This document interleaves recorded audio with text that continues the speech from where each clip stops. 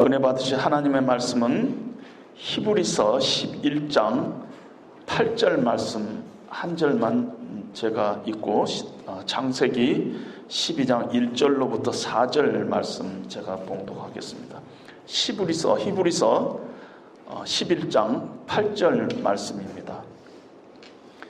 믿음으로 아브라함은 부르심을 받았을 때 순종하여 장래 유업으로 받을 땅에 나아갈새 갈 바를 알지 못하고 나아갔으며, 우리 창세기 12장 1절로부터 4절까지 제가 봉독하겠습니다.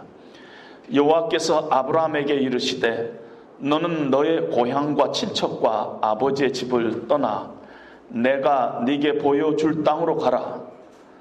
내가 너로 큰 민족을 이루고 네게 복을 주어 네 이름을 창대하게 하리니 너는 복이 될지라. 너를 축복하는 자에게는 내가 복을 내리고 너를 저주하는 자에게는 내가 저주하리니 땅의 모든 족속이 너로 말미암아 복을 얻을 것이라 하신지라. 이에 아브라함이 여호와의 말씀을 따라갔고 롯도 그와 함께 갔으며 아브라함이 하란을 떠날 때 75세였더라. 아멘.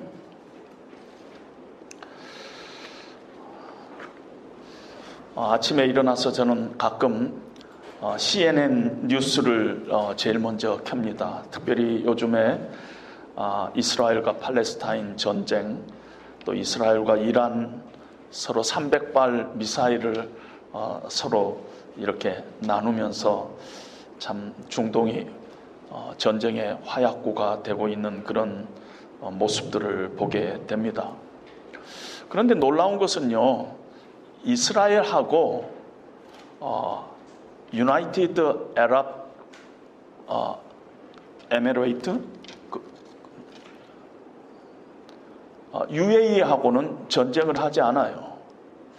또 이스라엘과 요르단, 바레인, 수단하고 전쟁을 하지 않습니다. 왜냐하면 그들 사이에 어떤 협약을 맺고 있는데, 그 협약이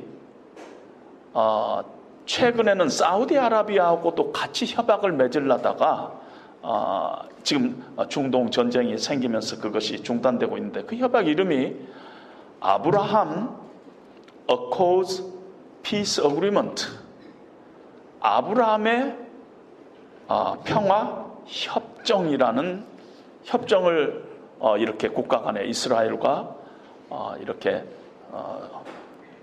이슬람과 이렇게 맺고 있는 상황에 있습니다. 물론 그 가운데 트럼프 대통령이 중심이 돼가지고 이 협정을 서로 맺으면서 전쟁을 서로 하지 않기로 했는데, 그 저변에는 뭐냐면은 이슬람 너희들이 조상으로 모시는 이스마엘 있지 않느냐, 이스마엘의 아버지가 누구냐, 아브라함 아니냐, 이스라엘 너희들이 조상으로 지금 섬기고 있는 사람이 아브라함 아니냐, 조상이 같지 않냐 우리가, 서로 싸우지 말자, 여기에 기초를 하고 있습니다. 우리가 같은 조상을 모시고 있는데 싸우지 말자. 그래서 아브라함 평화 협정이란 이름이 된 것입니다. 참 아브라함이 대단하죠. 수천 년 전의 인물인데 지금 이 시대의 평화 협정, 결코 서로 평화가 될 수 없는 두 집단 간의 평화 협정이 아브라함의 이름으로 지금 내려지고 있다는 것입니다. 세계 3대 종교가 기독교하고 유대교하고 이슬람교입니다. 그리고 이 세계 3대 종교에 속한 사람들이 거의 56%에 속한데, 이 56%, 세계 3대 종교 거의 45억의 인구가 아브라함을 조상으로 모시고 있다는 것입니다. 우리도, 기독교도 아브라함을 믿음의 조상으로 모시고 있죠. 이렇게 참 대단한 인물이에요. 창세기의 창조의 기사는 두 장으로 이렇게 기록되어 있고, 인간의 죄 인간의 타락한 것이 딱 한 장으로 기록되어 있는데 아브라함의 일생에 관해서는 15장으로 기록할 만큼 중요한 인물이라는 것입니다. 우리도 전혀 모르는 딴 나라 사람인데 우리도 아브라함을 우리의 믿음의 조상이라 이렇게 얘기하고 있으니까 얼마나 훌륭한 믿음을 가졌으면 믿음의 조상이라고 하느냐. 그래서 아브라함의 그 인생의 스토리는 나하고 아무 상관이 없는 저 높이 있는 사람으로 우리가 생각하는 경향이 있습니다. 아브라함이 정말 그런 위대한 믿음의 소유자인가? 그것보다 더 중요한 건 뭐가 없는가 하는 것이 오늘 말씀의 내용인 것입니다. 2주 전에 제가 노아를 설교하면서 노아의 믿음이 생기기 전에, 노아의 순종이 언급되기도 전에 성경은 의도적으로 어떤 말씀을 우리에게 주고 있느냐면은 은혜가 노아를 찾았다 하는 그 말씀을 쓰고 있습니다.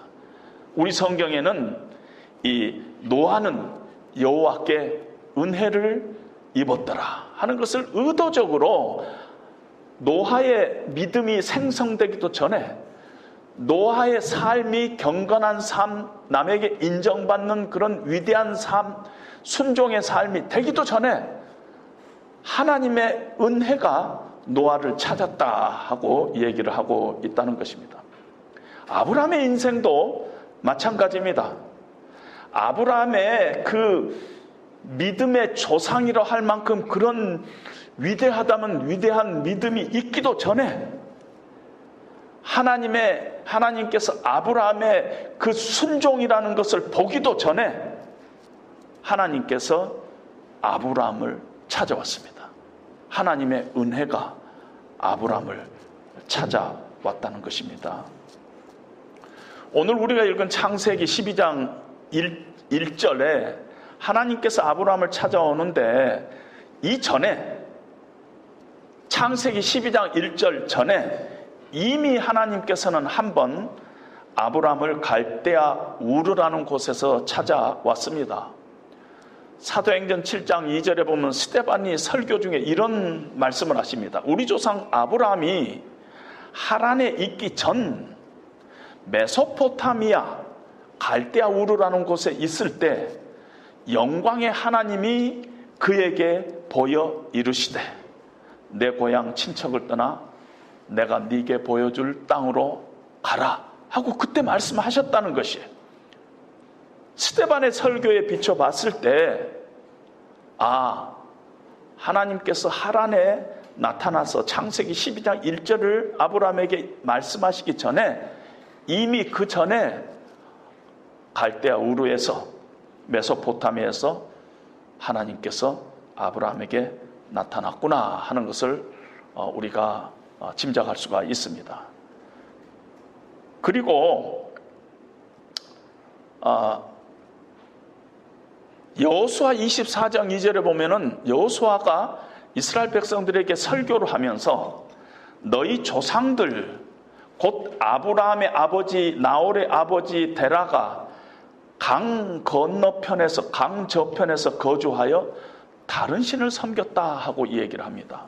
그러니까 갈대아 우르에 있을 때 아브라함의 그 가정 전체가 우상 숭배를 했다는 것입니다. 불신 가정이었다는 것입니다.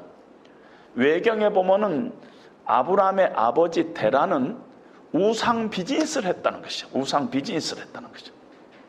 사레의 이름은요, 하란 지역에서 섬기고 있는 달신의 아내라는 뜻이에요. 사레라는. 그러니까 아내 이름도 달신의 아내라는 뜻이고, 아버지 다 우상 숭배하는 그런 가정에 있었다는 것입니다. 옛적에 너희 조상들 하고 이 얘기를 하면서 복수를 쓰고 있어요. 아버지 데라뿐만 아니라 아버지에 속해 있는 그 가문 전체가 우상 숭배를 했다는 얘기를 우리에게 보여주고 있습니다. 당시 사회 시스템 안에서는 아버지의 신앙을 아들이 다른 신앙을 가질 수가 없어요.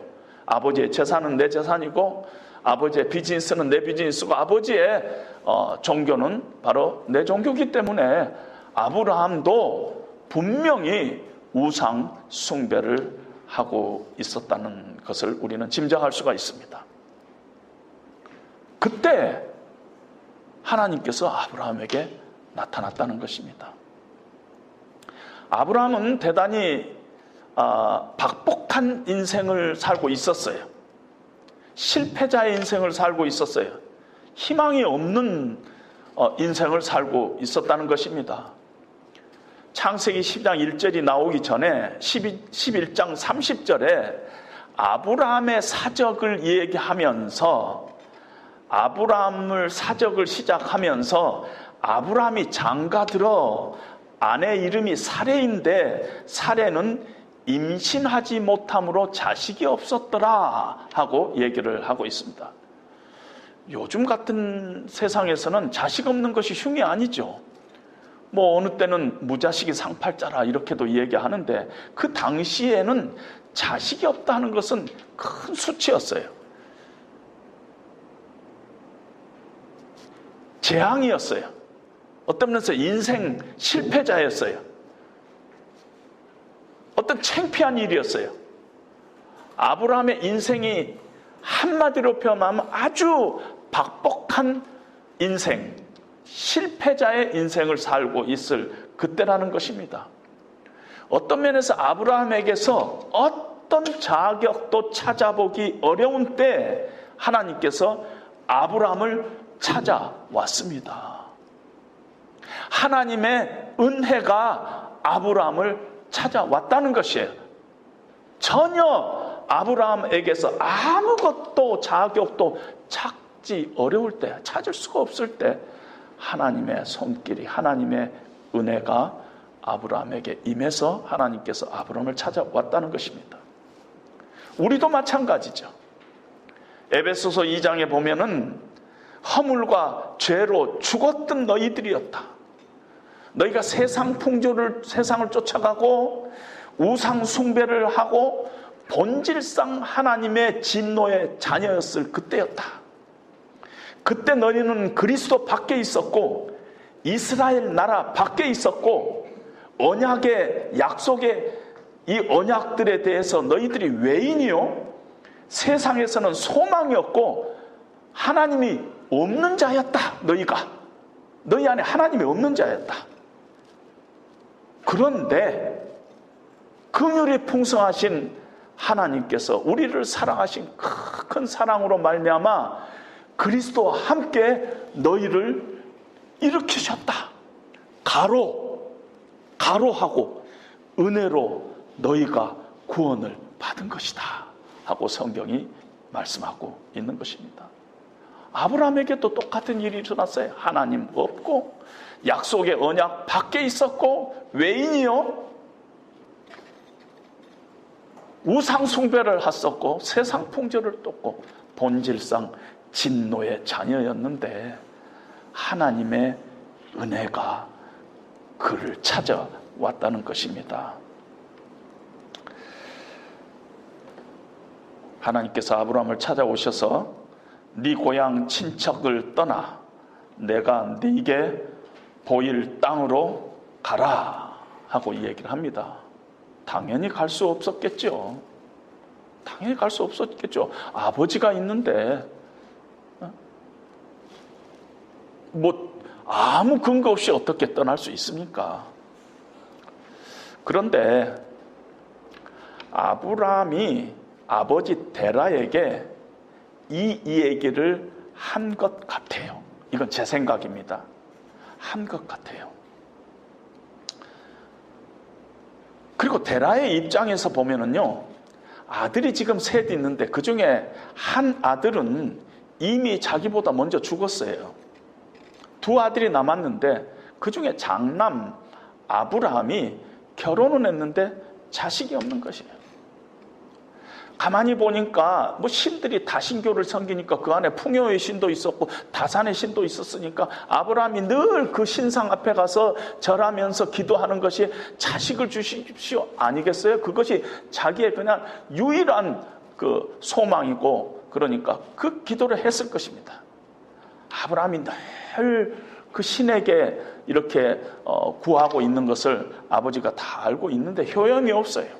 아들을 보니까 늘 외롭고 소망이 없는 박복한 그늘진 그런 인생을 살고 있는 그 아브라함을 바라보면서 아버지로서는 좀 불길한 생각도 들고 안타까운 마음을 들었을 거예요. 그런데 어느 날 아브라함이 와가지고 아버지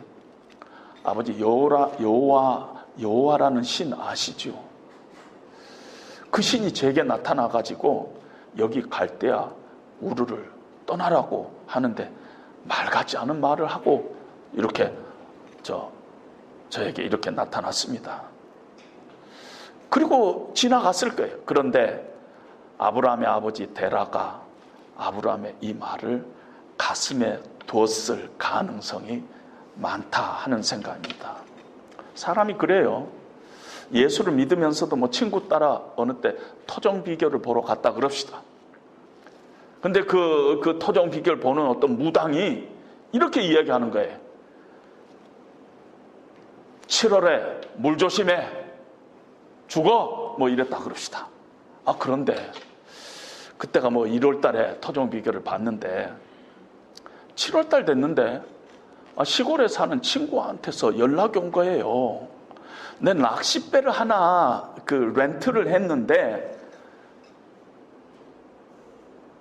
은갈치 낚시 한번 안 갈래? 여기서 여수에서 2시간만 배 타고 나가면은 제주도 그 근방에 가면은 막 그냥 잡혀. 이러고 연락이 온 겁니다. 너무 재밌겠죠? 그런데 찜찜하지 않겠어요? 그 무당이 하는 이 얘기 생각 안 나겠어요? 7월에 물 조심해. 죽어. 이 말 때문에 아마 저 같아도 안 갔을 것 같아요. 아브라함의 아버지 데라가 마음에 뒀을 거예요. 그런 얘기를.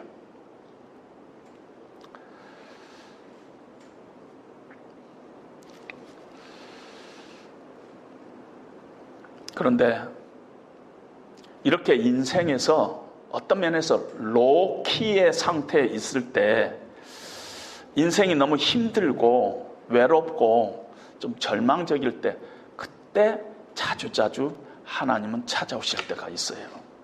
제가 미국에서 목회할 때요, 저희 교회에 1년, 2년 연수하러 오시는 분들이 많아요.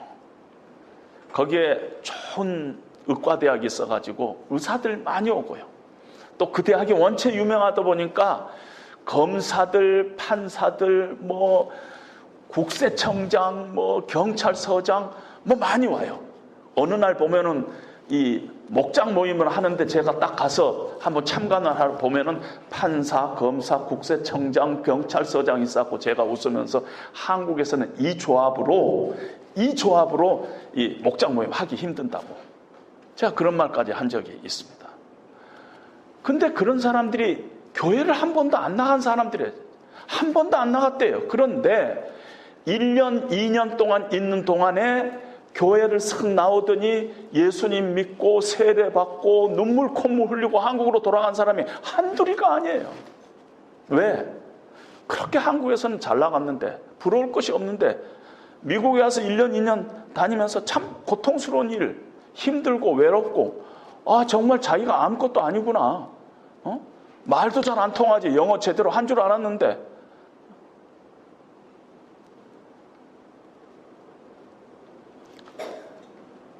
그러면서 마음이 이렇게 하나님을 받아들이는 그런 상태가 됐을 때 하나님께서 찾아온 경우가 자주자주 있습니다.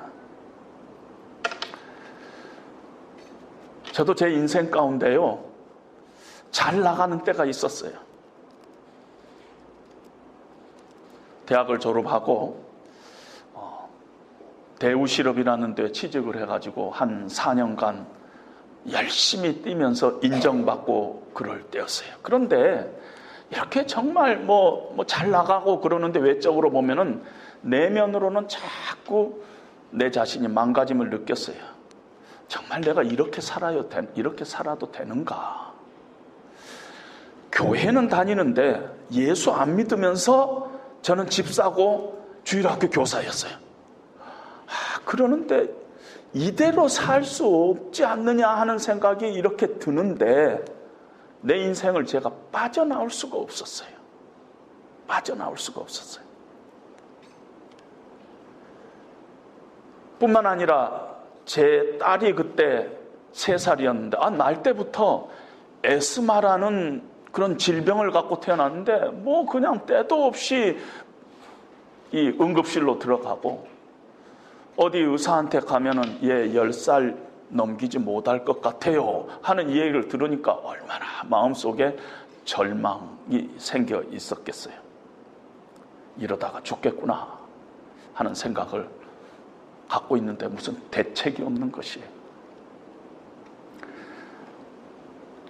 그런데 갑자기 미국 유학을 가게 됐어요.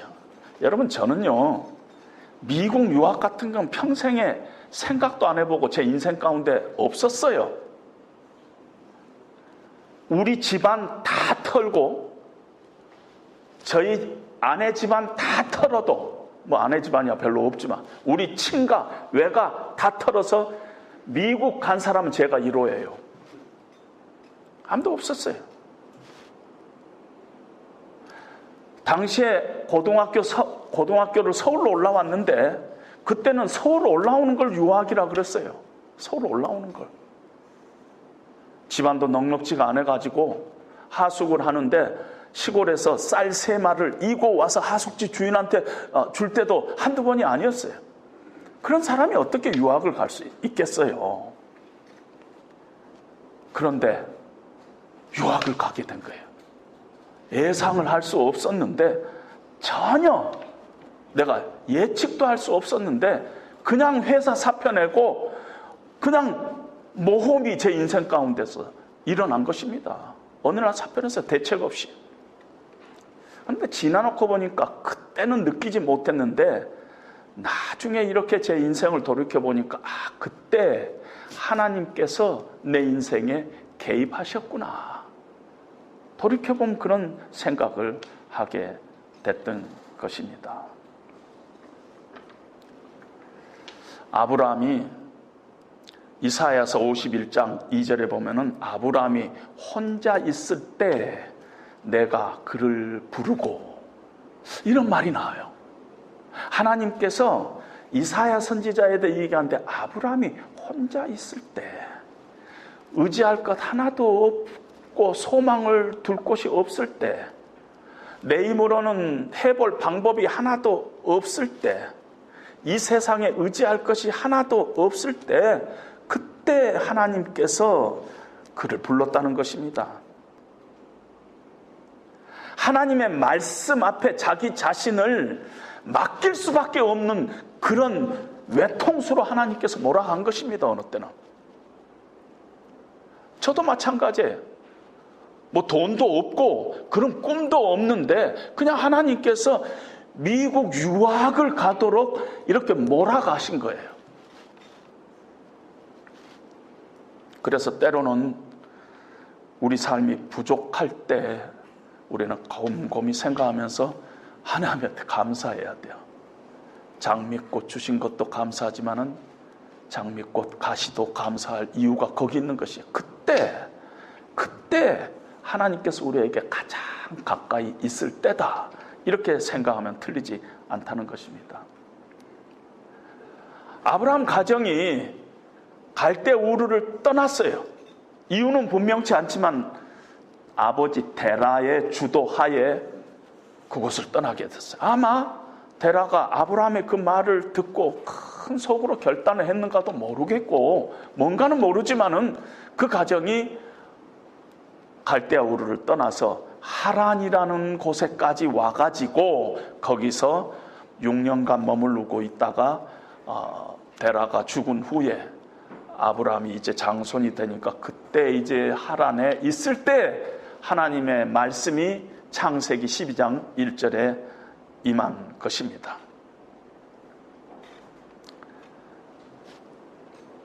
그때 하란에 있을 때 그때 부르신 것입니다. 다시 부른 거예요. 두 번째로. 여호와께서 아브라함에게 이르시되 너는 너의 고향 친척과 아버지 집을 떠나 내가 내게 보여줄 땅으로 가라. 갈대아 우루 또 하란 이런 것들이 뭐 진짜 존재하는가? 정말 아브라함이 그때 있었는가? 우리가 성경을 이렇게 역사적으로 보지 않은 사람들은 의심하는 사람도 있습니다. 갈대아 우르는요, 지금 이락 바그다드에서 남쪽으로 300km 떨어져 있는 텔 무카야르라는 곳인데 1922년도에 이 레너드 울리라는 사람이 거기를 아주 집중적으로 발굴을 했어요. 그래가지고 그 갈대아 우르를 찾는데 그 갈대아 우르가 얼마나 발전된 도시라는 것이 이제 그분의 이 발굴을 통해서 이렇게 나타나는데요. 제가 어디서 읽은 기사가 수세식 화장실까지 있었다고 들었어요. 수세식 화장실까지. 그러니까 갈대아 우르는 대단한 도시죠. 하란은 교통의 요충지예요. 하란이라는 뜻은 교차로라는 뜻이에요. 가만히 보면은 여기 가면은 바벨론으로 가고 남쪽으로 가면 애굽으로 가고 이런 교통의 요충지예요. 갈대아 우르처럼 거기도 신을 섬겼는데 달신을 섬겼어요. 아주 하란도 괜찮은 도시였습니다. 세상 역사 속에도 보니까 메소포타미아 작은 도시에서 발견된 토판에 아브람이라는 글자가 새겨져 있는 것이 발견됐어요. 또 주전 2000년경의 이집트 문헌에도 보면은 아브라함이라는 이름이 주전 2000년경에 이집트 문헌에 있습니다. 뿐만 아니라 마리 문서라고 있는데 마리라는 것이 메소포타미아 갈대아 우루 그 지역에 마리라는 데가 있는데 마리 문서에도 보면은 데라, 나홀 이런 족장들이 이름이 있습니다. 그러니까 이 세상의 어떤 역사 속에서도 아브라함, 데라, 나홀 이런 이름들이 나오고 있다는 것입니다. 그리고 성경에서 이 얘기하는 거하고 뭐 틀리지가 않아요. 갈대아 우르하고 하란은 어떤 곳이냐면요, 정말 좋은 곳이잖아요. 안정된 곳이에요. 아브라함의 가정의 입장에서 막 아주 편안한 곳이에요. 익숙한 곳이에요. 내가 살던 곳이 익숙하지 않아요. 늘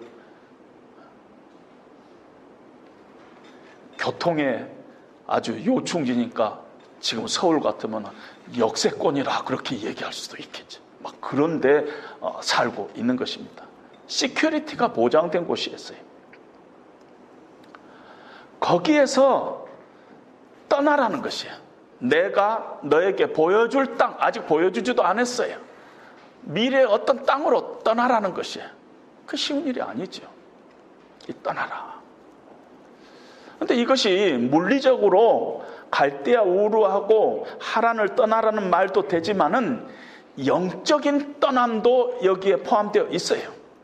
네가 하나님 없는 그 자리에서 하나님 있는 자리로 네가 떠나라. 믿음하고 상관없는 그런 삶에서 믿음의 삶을 추구하는 곳으로 떠나라. 네 욕심대로 살고 있는 그 땅에서 하나님의 뜻과 하나님의 원칙과 하나님의 방향이 있는 곳으로 떠나라 하는 것으로 우리는 이 얘기를 할 수가 있습니다. 옛 삶에서 떠나서 새로운 하나님 중심적인 삶으로 네가 떠나야 하지 않겠느냐 하는 것이 바로 이런 뜻이다 볼 수가 있습니다. 왜 네 중심적인 삶을 떠나지 않고 어떻게 네가 새로운 삶을 시작할 수 있겠느냐는 것이에요.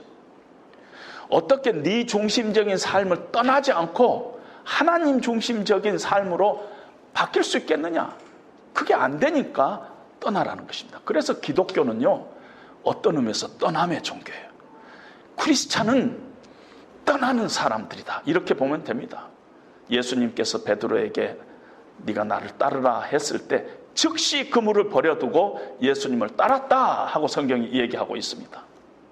엘리사는 농사를 짓고 있었는데 엘리야가 나타났어요. 그리고 나를 따르라 했을 때 아무 소리 하지 않고 집에 가가지고 쟁기를 부수고 소를 잡아갖고 동네 사람들 불러갖고 잔치하고 그 다음에 엘리야를 따랐습니다. 어떤 면에서 즉시 했다는 그 시간적인 개념도 있겠지만은 아주 단호한 떠남이 있었다는 것을 우리에게 보여주고 있습니다. 롯의 부인은 떠나지 못한 사람의 대명사입니다. 아나니아와 삽비라는 영적인 갈대아 우르를 떠나지 못한 사람의 모습이라고 볼 수가 있습니다. 신앙의 역사는 떠남의 역사예요.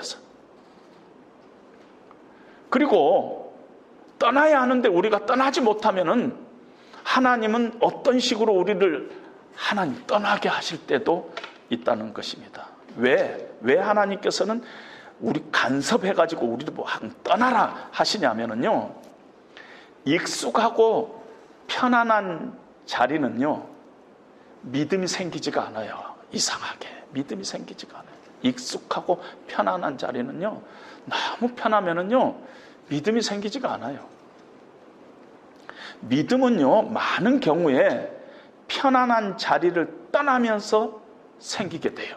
그래서 하나님께서는 떠나게 만들고 있는 것입니다.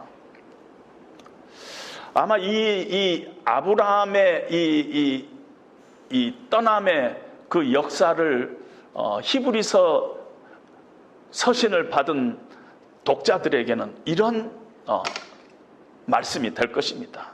히브리서 독자들은요 유대교를 떠나지 못하고 하란에서 지금 망설이고 있어. 이쪽에 갈까 저쪽에 갈까 떠나라는 거죠. 그랬더니 핍박이 오니까 오히려 하란에서 갈대아 우르로 되돌아가는 꼴이 마찬 꼴이다 하는 것입니다. 오히려 유대교로 돌아갔어요. 그들에게 너희가 정말 믿음이 있는 자다면은, 정말 하나님을 믿는 자다면은 네가 아브라함처럼 떠나야 될 거 아니야, 유대교를 떠나야 될 거 아니냐 하는 말씀을 히브리서를 받은 독자들에게 하고 있을까도 모릅니다. 요즘 우리 크리스찬들에게도 이 말씀을 말씀하고 있습니다. 예수 잘 믿다가 예수 안 믿는 사람들이 주변에 얼마나 많은가 몰라요. 교회 나가다가 교회 안 나간 사람들이 얼마나 많은가 몰라요. 옛 생활 불신앙에서 하나님을 떠났다고 생각하는데 단호하게 떠나지 못한 거예요. 단호하게 떠나지 못하고 여전히 한 발은 하란에 담그고 있는 때, 그때 믿음이 생기지가 않는다는 것입니다. 자꾸 옛날로 돌아가는 경향이 있다는 것입니다. 하나님께서는 떠나서 내가 네게 보여줄 땅으로 가라 합니다. 그리고 창세기 12장 2절부터 3절까지 아브라함을 하나님의 언약 속으로 부릅니다. 언약 속으로. 왜냐하면 12장 1절에 보니까 여호와 하나님께서 아브라함에 나타났어요. 엘로힘 하나님이 아니라 여호와 하나님. 여호와 하나님이라는 이름은 언약의 하나님이세요. 언약을 가지고 계시는 그 하나님께서, 언약에 늘 신실하신 하나님께서 아브라함에게 나타나서 그 언약 속으로 아브라함을 부르고 있다는 것입니다. 여러분, 지난 2주 전에 제가 노아를 설교하면서 노아의 인생을 전체적으로 구조적으로 분석을 하면은 그 당시에 쓰는 문학 양식이 교차대조법인데, 교차대조법은 늘 그 정점에 이 저자가 하고 싶은 메시지, 꼭 하고 싶은 이 얘기를 그 정점에 놓는다 했는데, 노아의 경우는 그 정점에 뭐가 있느냐 하면은 하나님께서 노아를 기억하시다, 이 말이 그 정점에 있었다는 것이다. 노아의 인생 가운데 늘 하나님께서 노아를 잊지 않고 기억하고 있었다 하는 것이 이 저자가, 성경의 저자가 얘기하고 있는 그 핵심이라고 볼 수 있는데, 아브라함의 이 인생 15장에 걸치는 창세기의 인생을 싹 펼쳐가지고 교차 대조법으로 연구를 했던 분이 계시는데, 시드니 그라이더너스라는 학자인데, 이분이 누구냐면 이우재 목사님의 설교학 스승님이세요. 이분이 창세기 15장을 쫙 교차 대조법을 하고, 그 정점에 뭐가 있느냐면 하나님께서 아브라함에게 언약을 하시는 거예요. 언약이 가장 핵심적인 아브라함의 일생 가운데 있다는 것입니다. 그리고 12장 2절 3절에서 하나님께서 언약을 하면서 축복을 합니다. 내가 너로 큰 민족을 이루겠다. 내가 네게 복을 주겠다. 내가 네 이름을 창대케 하겠다. 히브리 말에는 딱딱 떨어져 있어요. 우리 말에는 창대케 하여, 어떻게 하여 이렇게 연결되어 있는데 다 원 센텐스로 잘라져 있어요. 내가 너로 큰 민족을 이루겠다. 내가 내게 복을 주겠다. 내가 내 이름을 창대케 하겠다. 내가 너를 복으로 만들겠다. 축복 그 자체로 만들겠다. 내가 너를 축복하는 자에게 복을 내리고 내가 너를 저주하는 자를 저주하겠다. 땅의 모든 족속이 너로 말미암아, 너 안에서예요. 너로 말미암아라는 것이 정확히 해석하면 네 안에서 복을 얻을 것이다. 이렇게 말씀하시는데, 이 말씀이 참으로 황당하죠. 자식 하나도 없는데 사례가 아이를 못 가지는 그런 현실 속에서 큰 민족을 이루겠다. 내 이름을 창대케 하겠다. 지금 내 이름이 얼마나 참 부끄러운 이름인가 몰라요. 이름 자체가 아브람이라는 뜻은 존귀한 아버지라는 뜻이에요. 존귀한 아버지, 큰 아버지라는 뜻도 있고 존귀한 아버지인데 자기는 아버지가 아니야. 아직 애도 없어요. 늘 존귀한 아버지. 사람들이 아브라함하고 부를 때마다 마음속에서 아주 이름 때문에 더 마음고생을 하고 있을 텐데 네 이름을 내가 아주 존귀한 명예롭게 하겠다. 자기는 늘 박복한 사람이라고 생각하는데 내가 너를 복으로 만들겠다. 복으로 만들겠다. 아무 증거가 없어요. 그런데 12장 4절에 아브라함이 여호와의 말씀을 따라갔다. 그리고 히브리서에서는 믿음으로 아브라함이 갈 바를 알지 못했지만 나아갔다 하고 얘기를 하고 있습니다. 왜 믿음이 나왔냐? 보이지 않는 것을 붙잡고 나갔다는 것이, 하나님의 말씀은 지금 보이지 않아요. 주실 땅으로 보이지 않아요. 그 땅으로. 민족이 보이지 않아요. 아무것도 하나님께서 약속하는 것이 보이지 않은데 아브라함이 나갔다는 것이에요. 믿음으로 갈 바를 알지 못했지만 나갔다는 것이에요. 그러니까 우리는 아브라함의 믿음이 대단한 믿음이라고 생각합니다. 이럴 때 어떻게 갈 바를 알지 못하고 순종의 발걸음을 띄었냐, 대단하다 하는데, 성경은 아브라함의 의심과 갈등 이런 것들을 다 생략해 버리고 히브리서 기자는 믿음으로 나아갔다 하고 이렇게 피어리들을 찍고 있는 것입니다. 그런데 저는 아브라함의 믿음이 대단한 믿음이 아니었을 거다 하고 생각합니다. 왜냐하면 그 증거를 제가 두 가지를 제시하겠는데, 하나는요, 이후에 아브라함이 어떤 인생을 살아가고 있는가를 이렇게 쭉 보면은, 아브라함의 여정을 보면은 의심하고 두려워하고 잔꾀 부리고 하는 것들이 있어요. 이렇게 그냥 한 방에 내가 갈 바를 알지 못하지만 믿음으로 나아갔다, 순종했다, 이걸로 끝 할 수가 없는 아브라함의 그 삶의 흔적들이 있다는 것입니다. 두 번째로는요, 이런 생각을 하게 됩니다. 아브라함이 지금 생각하는 그 하나님의 축복, 복하고 하나님이 약속한 복하고가 같을까? 아브라함이 생각한 복은 뭐겠어요? 하나님 주시옵소서, 자녀 주시옵소서. 일이 잘 풀린 것을 복으로 생각하는 그 수준이었을 것입니다. 그런데 하나님이 그런 식으로 지금 생각하는 거 아니실 거 아니야? 하나님께서 말씀하시는 것은, 하나님 말씀하시는 참 복이 뭔가, 그 생각 없이 그냥 자녀 주겠다니까 그게 매달리는 그런 믿음이었다, 이렇게 생각할 수밖에 없습니다. 여러분, 12년 동안 혈류증으로 고생하고 있던 여인에게 예수님께서 이런 생각이 들었어요. 예수님의 옷자락만 만져도 병 고침을 받을 것이다. 그 당시에 미신이에요. 그 당시에 미신. 그런데 이 미신적인 걸 가지고 예수님의 옷자락을 만졌더니 예수님으로부터 능력이 나갔어요. 그래서 예수님께서 누가 내 옷자락을 만졌느냐. 결국 이 여자가 앞에 나오니까, 딸아, 네 믿음이 너를 구원하느니라. 예수님께서 정말 미신과 같은 그 믿음, 그것을 믿음으로 예수님께서 오너하고 있는 것을 봅니다. 내가 너를 복주겠다. 너는 복이다. 너로 말미암아 천하만국이 복을 받을 것이다 하고 말씀을 했을 때 아브라함이 그거 다 이해하지 못했던, 당연합니다.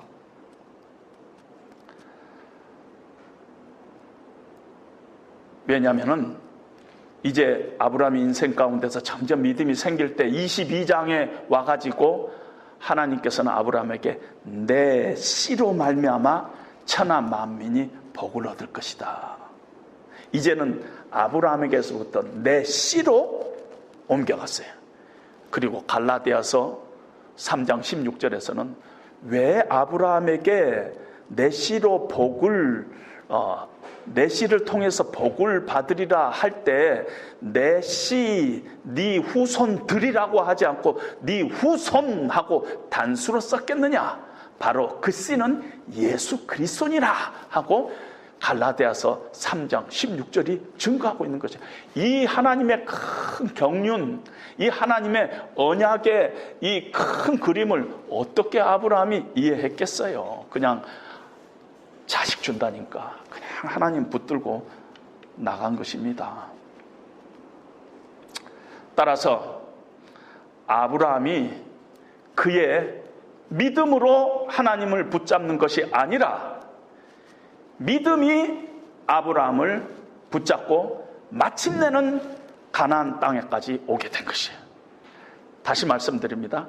아브라함의 믿음이 하나님을 붙잡는 것이 아니라 믿음, 그 믿음의 내용은 하나님의 약속, 하나님의 말씀, 약속의 말씀, 믿음이 아브라함을 붙잡고 가나안 땅까지 오게 되는 것입니다.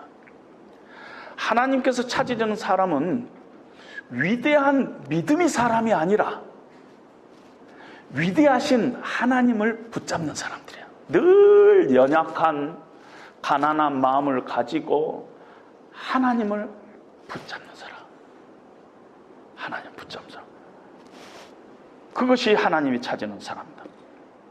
믿음 그 자체는요, 그 자체에 가치가 있는 것이 아니라 이미 그곳에 있는 것에 대한 반응이 믿음이야. 이미 그곳에 있어요. 믿음은 믿음 자체가 내 믿음이 크고 내 믿음이 믿음으로 나갑시다, 이게 아니라 믿음은요, 이미 있는 것에 대한 나의 반응이에요. 이미 있는 것이 뭐예요? 하나님의 약속, 언약, 거기에 대해서 내가 어떻게 반응하느냐가 그것이 믿음이라는 것입니다.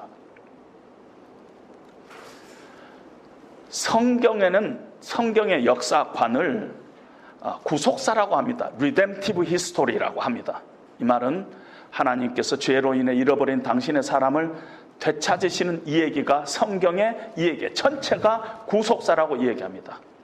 그리고 우리 모두는, 각 개인은 하나님의 구속사 안에 있어요. 그리고 이 구속사는요, 늘 하나님이 언약으로 시작하고 언약의 성취로 가는 쪽에 이 구속사가 늘 있습니다. 그래서 우리의 삶을 한마디로 표현하면 하나님의 언약을 성취해 가는 삶, 이렇게 얘기할 수 있습니다. 따라서 아브라함의 이 얘기는요, 하나님께 부름받은 아브라함의 개인의 삶인 동시에 하나님의 구속의 역사 속에서 하나님의 언약이 어떻게 아브라함을 통해서 성취해 가느냐 하는 거하고 연관이 되고, 이 언약의 핵심에 바로 너는 복이 될지라. 아브라함, 너는 복이 될지라. 네를 통해서, 네 안에서 네가 복의 그 자체가 될 것이라는 거예요. 복 받는다 그런 뜻이 아니라 네 존재 자체가 복이 된다는 거죠. 네를 통해서 좀 다 억셉트할 수 없지만 네가 복의 통로가 될 거라는 거예요. 네가 이 복의 근원이 될 거라는 것이죠. 오래전에 제가 지인 목사님께서 한 20-30년 전에 아주 쿠바라는 나라가 너무너무 가난했을 때 선교를 가가지고 어느 어촌 마을 앞에 갔더니 창고 같은 조그만 교회가 십자가를 걸고 있는데, 그 교회 이름이 벤디토 파라 벤데시라는 교회였어요. 벤디토 파라 벤데시. 목사님 어떻게 그걸 기억하고 있습니까? 아니면 사실 기억 못했어요. 단지 제 머릿속에 기억하는 건 그 교회 이름이 Blessed to Bless, 그러니까 창세기 12장에서 1절에서 네가 복이 되리라. 네로 말미암아 천하 만국이 복을 받을 것이라. 이 말에서 Blessed to Bless, 이 말이라는 것은 기억하고 구글에서 스페니쉬 번역기를 찾아봤더니 벤디토 파라 벤데시라고 해서 그냥 제가 붙였어요. 벤디토 파라 벤데시. 그 교회가 그 이름을 가졌는가는 잘 모르지만, 축복하기 위해서 축복받는 사람들의 모임, 얼마나 아름다운 모임이에요. 얼마나 아름다운 교회 이름이에요. 축복하기 위해서 축복받은 사람들. 근데 가만히 생각하면 세상의 교회나 우리 주님의 십자가 교회가 다 이런 언약을 받았고, 이 언약에 성취하는 구속사 가운데 우리가 있다 하는 생각을 하게 됩니다. 어떤 면에서 아브라함은 우리하고 같아요. 개인의 삶 속에 하나님께서 언약을 했고, 하나님께서 아브라함을 통해서 그 언약을 성취해 가십니다. 우리도 마찬가지예요. 하나님께서 우리에게 콜링 하셨어요. 그 언약을 성취를 우리가 이루어가는데 우리의 순종은 늘 우리의 몫이라는 것입니다. 우리가 언약 안에 있는 축복의 통로로 하나님께서 우리를 불렀습니다. 그리고 그 떠남을, 그 길을 믿음으로 가기를 원하는데, 믿음은 늘 떠남에서부터 시작된다는 것을 기억하고, 우리 삶 가운데서 내가 떠나야 될 게 뭐가 있는가 늘 고민하면서 삶을 재조정하는 저와 여러분들이 되시기를 주님의 이름으로 축원드립니다.